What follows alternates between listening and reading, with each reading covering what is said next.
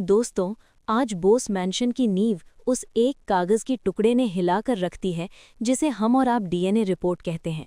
सालों से जिस सच को दबाया गया, कुचला गया और बदनामी के अंधेरे में धकेल दिया गया, आज वही सच ज्वालामुखी बनकर सबके सामने फट पड़ा है। अनिरुद्ध बोस के हाथों में कांपता हुआ वो रिपोर्ट का लिफाफा महज एक मेडिकल दस्तावेज नहीं है, बल्कि उस मरी हुई नूतन की चीख है जिसे दुनिया ने हमेशा गलत समझा। आज संजना टीवी पर मैं, संजना, आपको उस पल का गवाह बना रही हूं जहां रिश्तों की परिभाषा पूरी तरह से बदल गई है। पूरे घर में सन्नाटा ऐसा है कि अगर सुई भी गिरे तो उसकी गूंज दिल दहला दे। अर्शी, जो कल तक अपने गुरूर में थी, आज उसका चेहरा फक पड़ गया है। और एसपी ऋषि, जो कानून के रखवाले हैं, आज खुद कुदरत के इस फैसले के आगे निशब्द खड़े हैं। सबकी निगाहें सिर्फ दो लोगों पर टिकी हैं। एक वो पिता जो आज अपनी ही बेटी के सामने मुजरिम बनकर खड़ा है, और दूसरी वो बेटी जिसने आज अपने अस्तित्व की लड़ाई जीत तो ली है, लेकिन अपनों को हार कर। माहौल में तनाव इतना गहरा है कि सांस लेना भी भारी लग रहा है। अनिरुद्ध ने जैसे ही वो रिपोर्ट पढ़ी, उसके पैरों तले जमीन खिसक गई। वो रिपोर्ट चिल्ला चिल्ला कर कह रही है कि जनक कोई लावारिस नहीं, जनक कोई अनाथ नहीं, और ना ही नूतन कोई चरित्रहीन औरत थी। रिपोर्ट में साफ लिखा है, बायोलॉजिकल फादर अनिरुद्ध बोस। ये पढ़ते ही अनिरुद्ध की आंखों से जो आंसू गिरे, वो खुशी के थे या पश्चाताप के, ये कहना मुश्किल है। लेकिन जैसे ही उसने अपनी भीगी पलकें उठाकर जनक की तरफ देखा, उसे वहां अपनी बेटी नहीं बल्कि अपना पाप खड़ा दिखाई दिया। वो जनक जिसे इस घर ने नौकरानी समझा, जिसे ऋषि की एक्स वाइफ कहकर दुत्कार दिया गया, जिसे अर्शी ने हमेशा अपने पैरों की जूती समझा, वो असल में इस खानदान की बड़ी वारिस, अनिरुद्ध की पहली संतान और अदिति की बड़ी बहन है। ये खुलासा अर्शी और अदिति के लिए किसी परमाणु बम से कम नहीं था। अदिति, जो अपने पिता की लाडली होने का दम भरती थी, आज उसे महसूस हुआ कि उसका ये हक किसी और का था जिसे उसने छीन रखा था। अनिरुद्ध के कदम लड़खड़ाते हुए जनक की ओर बढ़ते हैं। ये वो अनिरुद्ध नहीं है जो दुनिया के सामने सीना तान कर चलता था। ये एक टूटा हुआ बाप है। उसकी जुबान तालू से चिपक गई है, लेकिन उसकी आत्मा आज रो रही है। उसने कांपते हाथों को जोड़कर जनक के सामने घुटने टेक दिए हैं। ये दृश्य देखकर घर का हर सदस्य पत्थर का हो गया है। अनिरुद्ध, जो हमेशा उसूलों की बातें करता था, आज अपनी ही बेटी के सामने दया की भीख मांग रहा है। वो रुंधे हुए गले से सिर्फ एक शब्द बोलने की कोशिश करता है, बेटी। लेकिन जैसे ही ये शब्द उसके मुंह से निकलता है, जनक का चेहरा सख्त हो जाता है। जनक की आंखों में आंसू जरूर हैं, लेकिन उन आंसुओं में नूतन का वो सारा दर्द, वो सारी बेइज्जती और वो अकेलापन है जो उसने ताउम्र सहा। अनिरुद्ध की उम्मीद थी कि सच सामने आने के बाद जनक दौड़कर उसके गले लग जाएगी, उसे पापा कहकर पुकारेगी और सब कुछ ठीक हो जाएगा। लेकिन यहाँ तो कहानी ने ऐसा मोड़ ले लिया है जिसकी कल्पना किसी ने नहीं की थी। जनक ने एक कदम पीछे हटा लिया। ये पीछे हटता हुआ कदम अनिरुद्ध के गाल पर किसी तमाचे से कम नहीं था। जनक की चुप्पी ने अनिरुद्ध के शोर को खामोश कर दिया। उसने अनिरुद्ध की आंखों में आंखें डालकर जो देखा, उसमें सम्मान नहीं बल्कि घृणा थी। अनिरुद्ध गिड़गिड़ा रहा है। वो कह रहा है कि मुझे माफ़ कर दो जनक, मैं कायर था, मैं समाज से डर गया था, मैं नूतन को वो हक नहीं दिला पाया, लेकिन आज मैं तुम्हें वो सब दूंगा जो तुम्हारा है। आज मैं पूरी दुनिया के सामने तुम्हें अपनी बेटी स्वीकार करता हूँ। लेकिन अनिरुद्ध की ये बातें जनक के जख्मों पर मरहम लगाने के बजाय नमक छिड़क रही हैं। जनक का शरीर गुस्से से कांप रहा है। उसे याद आ रहा है कि कैसे इसी अनिरुद्ध ने उसे अपनी बहू मानने से भी इनकार किया था जब वो ऋषि की पत्नी थी, और आज जब उसे पता चला कि वो उसका अपना खून है तो उसे ममता याद आ रही है। ये दोगलापन जनक को बर्दाश्त नहीं हो रहा। वहां खड़ा ऋषि, जो एक पुलिस अफसर है और हर अपराधी को उसकी नज़र से पहचान लेता है, आज अपनी ही जिंदगी के सबसे बड़े अपराधी यानी अपने ससुर अनिरुद्ध और अपनी किस्मत को कोस रहा है। ऋषि के दिमाग में भूचाल आ गया है। जिस लड़की को उसने छोड़ा, जिसे उसने अर्शी और अदिति के कहने पर अपनी जिंदगी से बाहर किया, वो असल में उसी घर की असली हकदार थी। ऋषि को आज अपनी वर्दी और अपनी मर्दानी ताकत पर शर्म आ रही है। वो देख रहा है कि कैसे अनिरुद्ध जैसे जमीन पर बैठकर रो रहा है, और जनक, जो कल तक उसकी पत्नी थी, आज उसके ससुर की बेटी बनकर उसके सामने खड़ी है। यानी रिश्ता पूरी तरह से बदल चुका है। अदिति, जो अब ऋषि की पत्नी है, ये बर्दाश्त नहीं कर पा रही कि उसके पिता का ध्यान और प्यार अब जनक की तरफ मुड़ गया है। अदिति की आंखों में खौफ है, अपनी दौलत, अपना रुतबा और अपने पिता का प्यार छिन जाने का खौफ। लेकिन असली ड्रामा तो तब शुरू होता है जब जनक अपनी खामोशी तोड़ती है। अनिरुद्ध के बार बार बेटी कहने पर जनक ने हाथ उठाकर उसे रोक दिया। उसकी आवाज में वो कड़कपन है जो शायद नूतन में कभी नहीं था। जनक ने साफ शब्दों में कह दिया, रुक जाइए मिस्टर अनिरुद्ध बोस, खबरदार जो आपने मुझे बेटी कहा। ये वाक्य बिजली की तरह अनिरुद्ध के दिल पर गिरा। जनक ने भारी आवाज में कहा, आज डीएनए रिपोर्ट ने ये साबित किया है कि मेरा खून आपसे मिलता है, लेकिन मेरा नसीब और मेरा स्वाभिमान मेरी मां नूतन का है। आप मेरे बायोलॉजिकल पिता हो सकते हैं, लेकिन आप मेरे पापा कभी नहीं हो सकते। जनक का ये इनकार सिर्फ एक शब्द नहीं, बल्कि अनिरुद्ध के पूरे अस्तित्व पर सवालिया निशान था। वो पूछ रही है कि तब आप कहाँ थे जब मेरी माँ समाज के ताने सुन सुनकर मर रही थी? तब आपका पौरुष कहाँ था जब मुझे नाजायज कहा जाता था? आज जब कागज के एक टुकड़े ने मुझे आपका खून साबित कर दिया, तो आपको अपने पितृत्व की याद आ गई। अनिरुद्ध का रोना फूट पड़ता है। वो बच्चों की तरह बिलखने लगता है। वो कहता है कि मेरी बच्ची, मुझे एक मौका दे दो। मैं जानता हूँ मैंने बहुत बड़ा पाप किया है, लेकिन मैं उसे सुधारना चाहता हूँ। वो अपनी दौलत, अपना नाम, सब कुछ जनक के कदमों में रखने की बात करता है, लेकिन जनक उसे जो जवाब देती है वो हर उस पिता के लिए सबक है जो अपनी जिम्मेदारियों से भागते हैं। जनक कहती है, मिस्टर बोस, रिश्ते कागजों से नहीं, निभाए जाने से बनते हैं। आपने तो मुझे तब भी नहीं अपनाया जब मैं ऋषि की पत्नी थी। तब भी मैं आपके लिए एक बोझ और बाहरी थी। आज अगर मैं आपकी बेटी बन गई हूं, तो इसका मतलब ये नहीं कि आपके पिछले गुनाह माफ हो गए हैं। जनक का ये रौद्र रूप देखकर अर्शी भी सहम गई है। अर्शी को डर है कि कहीं अनिरुद्ध अपने गिल्ट में आकर सचमुच सारी जायदाद जनक के नाम न कर दे। संजना टीवी के दर्शकों, यहाँ एक और बात गौर करने वाली है। ऋषि की हालत धोबी के कुत्ते जैसी हो गई है, न घर का न घाट का। वो देख रहा है कि अनिरुद्ध, जिसे वो अपना रोल मॉडल मानता था, आज कितना बौना साबित हुआ है। ऋषि को ये भी एहसास हो रहा है कि उसने अदिति के लिए जनक को छोड़कर कितना बड़ा पाप किया है। वो अनिरुद्ध के पास जाने की कोशिश करता है, उसे उठाने की कोशिश करता है, लेकिन अनिरुद्ध उसे झटक देता है। अनिरुद्ध आज किसी की नहीं सुनना चाहता, उसे सिर्फ जनक की माफी चाहिए। वो अर्शी की तरफ भी नफरत से देखता है, मानो कह रहा हो कि तुम्हारी वजह से मैंने अपनी बेटी को खो दिया। अनिरुद्ध चिल्लाता है, नूतन पवित्र थी, मैंने झूठ बोला, मैं कायर था, मैं समाज से डर गया था। जनक मेरी ही बेटी है। उसकी ये चीखें पूरे घर में गूंज रही हैं, लेकिन जनक के चेहरे पर कोई भाव नहीं बदलता। जनक वहां से जाने लगती है, ये कहते हुए कि उसे इस घर का नाम, इस बाप का सरनेम और ये झूठा अपनापन नहीं चाहिए। लेकिन अनिरुद्ध उसका रास्ता रोक लेता है। वो उसके पैरों में गिर पड़ता है। शाब्दिक अर्थों में एक पिता अपनी बेटी के पैरों में लेटा हुआ है। वो कहता है, मत जाओ जनक, अगर तुम आज मुझे पापा नहीं कहोगी तो मैं जी नहीं पाऊंगा। मुझे सजा दो, मुझे मारो, लेकिन मुझे ठुकराओ मत। अनिरुद्ध का ये हाल देखकर पत्थर दिल इंसान भी पिघल जाए, लेकिन जनक, जिसने बचपन से सिर्फ अपमान का घूंट पिया है, आज पिघलने के मूड में नहीं है। वो जानती है कि अगर आज उसने अनिरुद्ध को माफ कर दिया तो नूतन की आत्मा को कभी शांति नहीं मिलेगी। नूतन पर लगे गंदे आरोप तो डीएनए रिपोर्ट ने हटा दिए, लेकिन अनिरुद्ध पर लगा कायरता का आरोप जनक इतनी आसानी से नहीं हटाने वाली।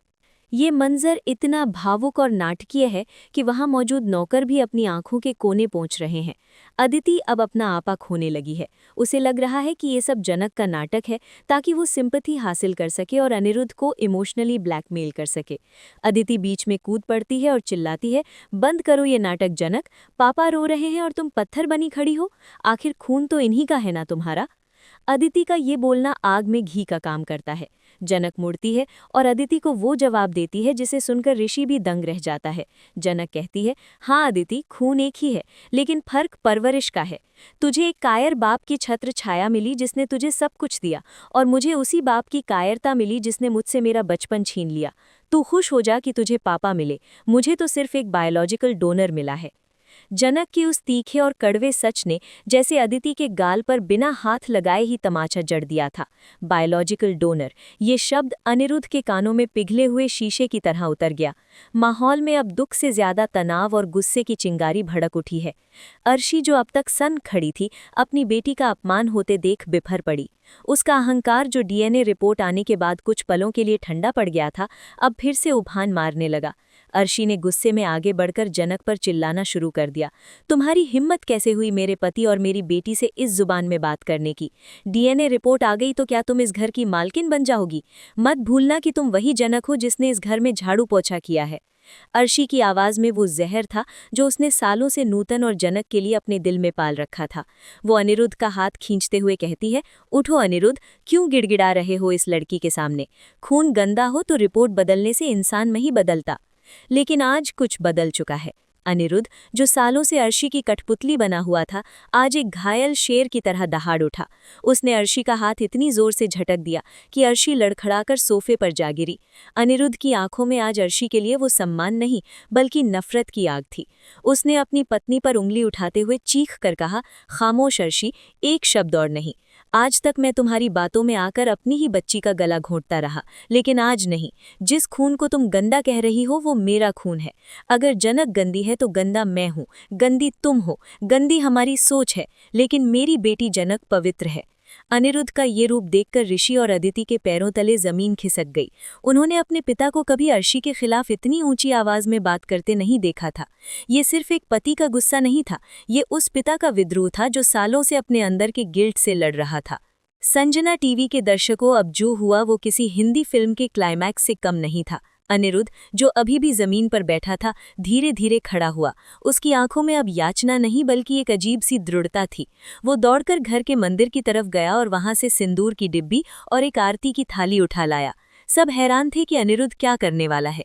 वो सीधा जनक के पास आया और बोला, जनक, तुम मुझे पापा मत कहो, मुझे ठुकरा दो, लेकिन मैं अपना धर्म निभाऊंगा। मैं तुम्हें वो हक दूंगा जो मैंने तुमसे 20 साल पहले छीना था। अनिरुद्ध ने ऐलान कर दिया कि आज, अभी और इसी वक्त जनक का इस घर में गृह प्रवेश होगा, वो भी बड़े मान सम्मान के साथ। वो कहता है, अर्शी, अदिति, ऋषि, कान खोलकर सुन लो।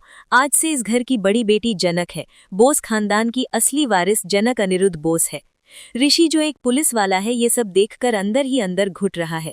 उसे समझ नहीं आ रहा कि वो किस तरफ जाए। एक तरफ उसकी पत्नी अदिति है जो रो रही है और दूसरी तरफ उसकी एक्स वाइफ जनक है जो आज अचानक से उसकी साली नहीं बल्कि बड़ी वारिस बन गई है। ऋषि को अपना अतीत याद आने लगता है, कैसे उसने जनक को बेसहारा समझकर छोड़ दिया था। उसे महसूस होता है कि अगर उसने जनक का साथ दिया होता तो आज वो अनिरुद्ध बोस का सबसे प्रिय दामाद होता और इस साम्राज्य का हिस्सा भी।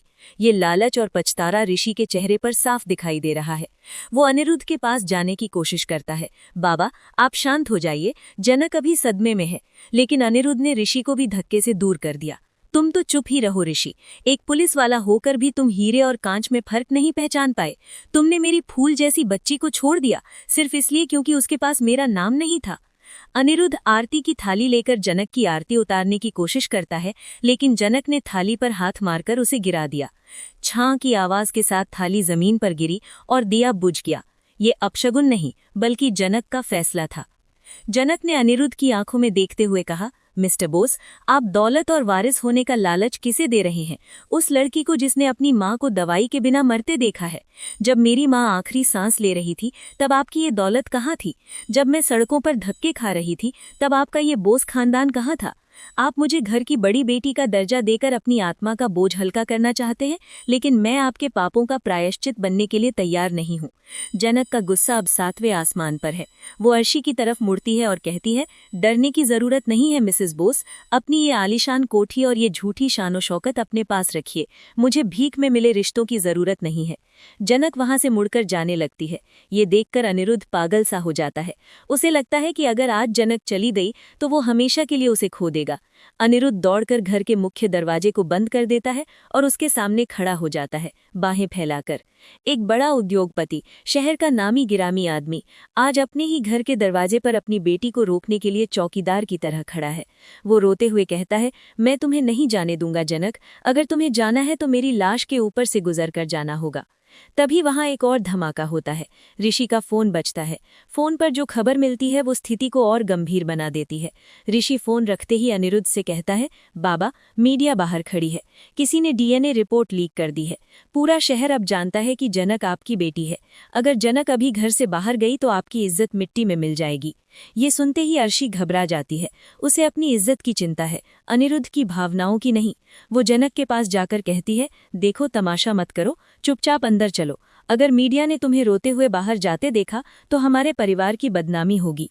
अर्शी का ये दोगलापन जनक को और भड़का देता है। वो हंसने लगती है, एक ऐसी हंसी जिसमें दर्द ही दर्द है। वो कहती है, वाह, अभी भी आपको अपनी इज्जत की पड़ी है। मेरी माँ की इज्जत जब उछाली गई थी तब मीडिया नहीं आई थी, आज जब सच सामने आया तो आपको बदनामी का डर सता रहा है। जनक ने अनिरुद्ध की तरफ देखा और एक अंतिम चेतावनी दी, दरवाज़ा खोलिए मिस्टर बोस, वरना मैं मीडिया के सामने जाकर वो सच बोलूंगी जो डीएनए रिपोर्ट में भी नहीं लिखा है। मैं बताऊंगी कि कैसे आपने अपनी झूठी शान के लिए एक औरत की जान ले ली। अनिरुद्ध डर गया, बदनामी से नहीं बल्कि जनक की नफरत से। उसने कांपते हाथों से दरवाज़ा खोला। बाहर बारिश शुरू हो चुकी थी, जैसे आसमान भी इस बाप बेटी के दर्दनाक मिलन और बिछड़ने पर रो रहा हो। जनक दहलीज पार करके बाहर निकल गई। अनिरुद्ध उसे रोकने के लिए बारिश में भीगता हुआ उसके पीछे दौड़ा। जनक, जनक रुक जाओ! लेकिन जनक ने मुड़कर नहीं देखा। वो बारिश में भीगती हुई सर उठाए उस महल जैसे घर से दूर जा रही थी, जो असल में उसकी ही थी, लेकिन जहां उसके लिए कोई जगह नहीं थी। पीछे खड़ा ऋषि ये सब देख रहा है। बारिश की बूंदों ने उसके और अदिति के बीच की खामोशी को और गहरा कर दिया है। ऋषि के दिल में एक अजीब सी कसक है। वो जनक को जाते हुए देख रहा है और उसे रोकने का उसका बहुत मन है, एक पति के हक से नहीं तो कम से कम एक दोस्त के हक से। लेकिन अदिति ने ऋषि का हाथ कसकर पकड़ रखा है, जैसे उसे डर हो कि कहीं ऋषि भी जनक के पीछे न भाग जाए। अनिरुद्ध वहीं कीचड़ में घुटनों के बल बैठ गया।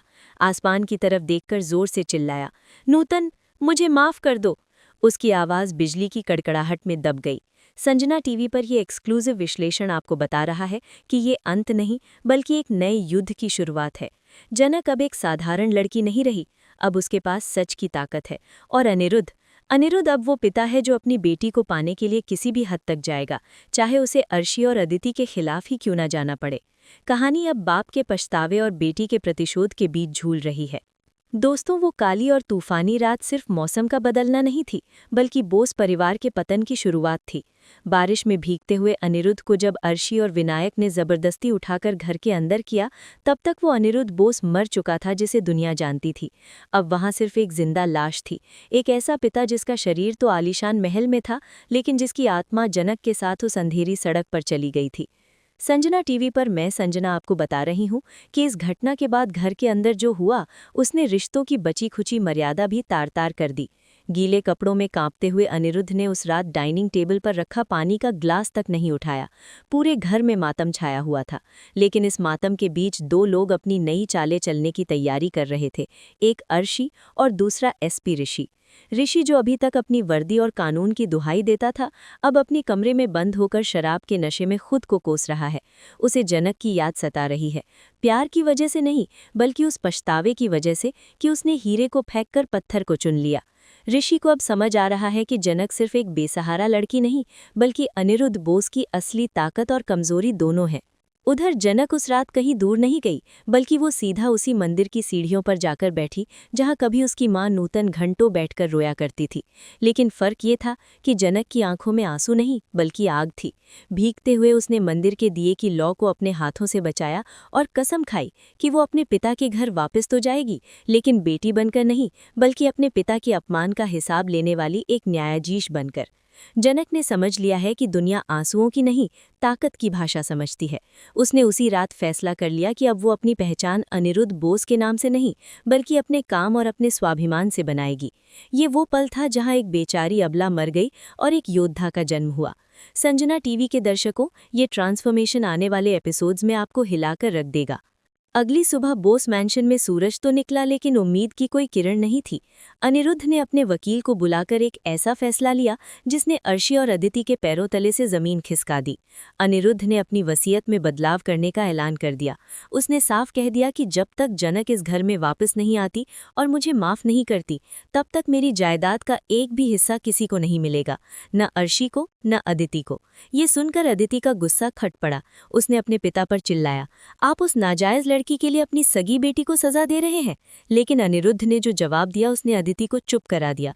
अनिरुद्ध ने कहा, नाजायज वो नहीं, मैं था, और तुम सगी बेटी हो इसीलिए तुम्हें छत नसीब है, वरना तुम्हारे पति ऋषि ने जो जनक के साथ किया है उसके लिए तुम दोनों को जेल में होना चाहिए था। अनिरुद्ध का ये विकराल रूप बता रहा है कि अब वो अर्शी की उंगलियों पर नाचने वाला कठपुतली नहीं रहा। कहानी का सबसे दिलचस्प मोड़ अब ऋषि की जिंदगी में आ रहा है। ऋषि जो अदिति का पति है, अब छुप छुप कर जनक की खबर रख रहा है।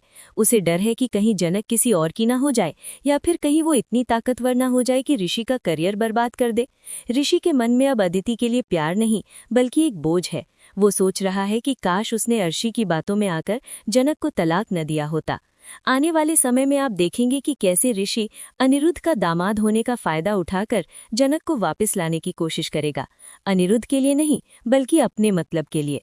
लेकिन क्या जनक, जिसे अब अपने पिता की दौलत और पति के प्यार की असलियत पता चल चुकी है, ऋषि के जाल में फंसेगी? बिल्कुल नहीं। अंत में मैं संजना आपको ये बता दूं कि ये कहानी अब सिर्फ एक फैमिली ड्रामा नहीं रही, ये महाभारत बन चुकी है। एक तरफ अनिरुद्ध है जो प्रायश्चित की आग में जल रहा है और अपनी बेटी को घर लाने के लिए किसी भी हद तक जाएगा, चाहे उसे अर्शी को तलाक ही क्यों ना देना पड़े। दूसरी तरफ अर्शी और अदिति है जो जनक को खत्म करने की साजिश रचेंगी। और तीसरी तरफ खुद जनक है जो अब वापस आएगी तो जरूर, लेकिन सिर झुकाकर नहीं, बल्कि सिर उठाकर। और तब बोस मैंशन के नियम जनक लिखेगी। क्या अनिरुद्ध अपने बेटी का विश्वास जीत पाएगा? क्या ऋषि अपनी पत्नी अदिति को धोखा देकर जनक के पास वापस जाएगा? और सबसे बड़ा सवाल, क्या जनक कभी अनिरुद्ध को पापा कह पाएगी? इन सभी सवालों के जवाब आपको मिलेंगे सिर्फ और सिर्फ संजना टीवी पर। दोस्तों, अगर आप भी चाहते हैं कि जनक को उसका हक मिले और अर्शी के घमंड का नाश हो, तो इस वीडियो को लाइक करें और कमेंट में जस्टिस फॉर जनक जरूर लिखें। मैं हूं आपकी होस्ट संजना, मिलती हूं आपसे अगले धमाकेदार अपडेट के साथ। तब तक के लिए देखते रहिए संजना टीवी। नमस्ते।